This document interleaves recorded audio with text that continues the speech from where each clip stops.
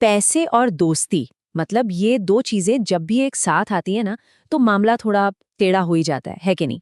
तो आज हम इसी मुश्किल लेकिन बहुत जरूरी सवाल का जवाब ढूंढने वाले हैं कि भाई अपने ही पैसे दोस्तों से वापस कैसे मांगे जाएं, और सबसे जरूरी बात, बिना दोस्ती खराब किए। ये लाइन कितनी सच है ना? अपने ही पैसे हैं, लेकिन मांगने में एक अजीब सी शर्म, एक झिझक। और ऐसा नहीं है कि ये सिर्फ किसी एक के साथ होता है, ये हम सबके साथ होता है। और पता है, इस झिझक के पीछे ना एक बहुत सीधा सा डर छिपा होता है। डर इस बात का कि कहीं पैसे मांगने से दोस्ती में दरार ना पड़ जाए, कहीं दोस्त ये ना सोच ले कि अरे कितना छोटा सोचता है, कहीं हम बुरे ना बन जाएं। ये डर असल में कैसा दिखता है, जरा सोचिए। फोन उठाया, मैसेज टाइप किया, भाई वो पैसे, और फिर उंगलियां रुक जाती हैं। Back space, delete. बस वो कैसे कहूं वाला सवाल ना हमें वहीं रोक देता है। तो चलिए इस पूरी समस्या को ना एक असली कहानी से समझने की कोशिश करते हैं। ये कहानी है ज्ञानेंद्र और आशीष की। तो सीन कुछ ऐसा है, ऑफिस के बाद कुछ दोस्त एक बढ़िया से रेस्टोरेंट में बैठे हैं, हंसी मजाक चल रहा है, सेल्फीज क्लिक हो रही हैं, माहौल एकदम परफेक्ट है। और फिर आता है बिल। आशीष ज्ञानेंद्र के कंधे पर हाथ रखता है और वही जानी पहचानी लाइन बोलता है, भाई आज तू दे दे, कल पक्का भेजता हूँ। ये लाइन तो शायद हम सब ने अपनी जिंदगी में कभी ना कभी सुनी ही होगी। अब ज्ञानेंद्र ने तो दोस्ती में पैसे दे दिए, लेकिन वो कल कभी आया ही नहीं।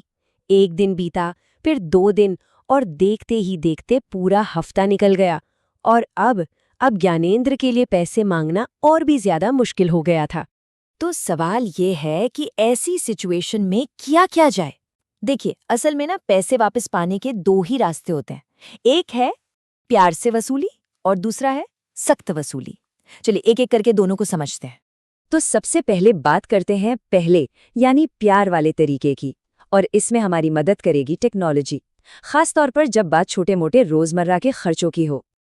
यहाँ पर गेम चेंजर है यूपीआई ऐप्स का स्प्लिट बिल फीचर। मतलब गूगल पे, फोन पे, इन सभी ऐप्स में एक कमाल का टूल होता है जो अपने आप बिल को सारे दोस्तों में बराबर बांट देता है और उन्हें पेमेंट के लिए रिक्वेस्ट भी भेज देता है। और इसे इस्तेमाल करना, अरे बहुत ही आसान है। मान लीजिए आपने पूरा बिल पे कर दिया, बस पेमेंट के बाद वाली स्क्रीन पर स्प्लिट एक्सपेंस का ऑप्शन चुनिए, अपने दोस्तों को सेलेक्ट कीजिए और हो गया काम। ऐप खुद ही सारा हिसाब किताब करके सबको नोटिफिकेशन भेज देगा। और इसका सबसे बड़ा फायदा क्या है जानते हैं? आपको कुछ कहना ही नहीं पड़ा। रिमाइंडर भेजने का, मतलब वो जो बुरा बनने का काम है ना, वो ऐप खुद कर लेता है। आपकी दोस्ती भी बच गई और पैसे भी वापस आ गए। कितना बढ़िया है। अच्छा, ये तो हो गया आसान वाला तरीका। लेकिन क्या हो जब मामला थोड़ा सीरियस हो जाए, मतलब रकम बड़ी हो या सामने वाला पैसे देने से साफ इनकार ही कर दे? तब हमें दूसरे रास्ते, यानी सख्त वसूली की तरफ देखना पड़ता है। देखिए, कानूनी कार्रवाई के बारे में सोचने की नौबत हर बार नहीं आती। ये तब होता है जब एक, अमाउंट काफी बड़ा हो, 2, सामने वाला साफ साफ पैसे लौटाने से मना कर दे, या 3, जब आपको लगे कि ये दोस्ती की बात नहीं बल्कि सीधी सीधी धोखाधड़ी या चीटिंग का मामला है। अगर इस रास्ते पर चलना पड़े तो इसके 3 मेन स्टेप्स होते हैं। स्टेप 1, एक वकील के जरिए लीगल नोटिस भेजना। कई बार तो बात यहीं तक में बन जाती है। अगर इससे भी काम न चले तो स्टेप 2 है सिविल सूट फाइल करना। और अगर मामला धोखाधड़ी का है तो स्टेप 3 क्रिमिनल कंप्लेंट, यानी आपराधिक शिकायत दर्ज कराना भी हो सकता है। यहाँ पर एक बहुत जरूरी बात ध्यान में रखनी है, कानून अब बदल गए हैं।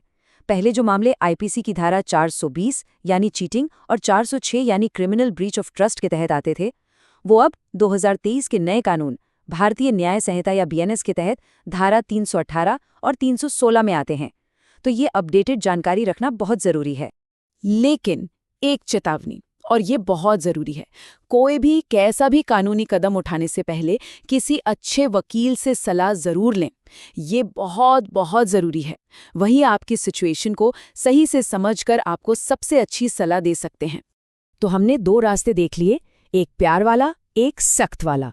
अब सवाल ये उठता है कि कौन सा रास्ता कब चुनना है। चलिए इसे एक बिल्कुल सिंपल से फ्रेमवर्क में समझ लेते हैं। तो देखिए, फैसला बहुत सीधा सा है।